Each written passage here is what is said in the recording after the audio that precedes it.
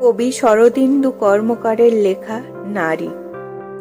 মানুষ কেন বলে মোদের নারীর নিজস্ব নাই কিছু? আমি তো দেখি জগতে চলে নারীর পিছু পিছু। বাপের ঘরে লক্ষ্মী আমি, স্বামীর ঘরে অন্নপূর্ণা, ছেলের ঘরে জননী আমি, আমি ছাড়া সংসার অসম্পূর্ণা। আমার থেকে আপন করতে আর কি কেউ পারে? বাপের ঘরকে ছেড়ে এসেও পরকে বাঁধি ঘরে।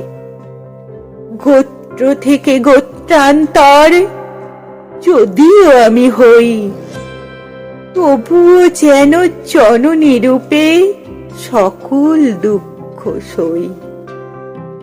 ভারত মাতা সেও নারী, নারী জগৎ ধাত্রী। নারী হলো এ জগতের সবার জন্মদাত্রী। পুরুষতান্ত্রিক সমাজ তাই পুরুষকে বড় করে।